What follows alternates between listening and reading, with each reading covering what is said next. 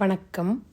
முருகப்பெருமானின் அருளால் இன்றினம் காணவிருப்பது திருப்புகழின் 20வது பாடல்.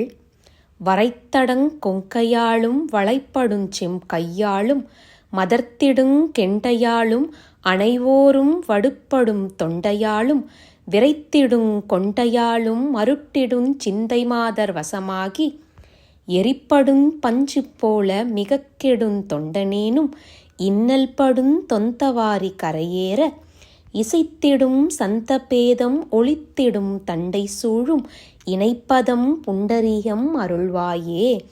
மலைபோல பரவி அகன்ற அவர்களுடைய மார்பகங்களாலும் வளையலொலிக்கும் அவர்களுடைய சிவந்த கரத்தாலும் செழிப்புள்ள கொண்டை மீன் போன்ற அவர்களுடைய கண்களாலும் பலராலும் வசப்படுத்துகின்ற அந்த கொவ்வை கனியை ஒத்த அவர்களுடைய இதழாலும் மனம் வீசுகின்ற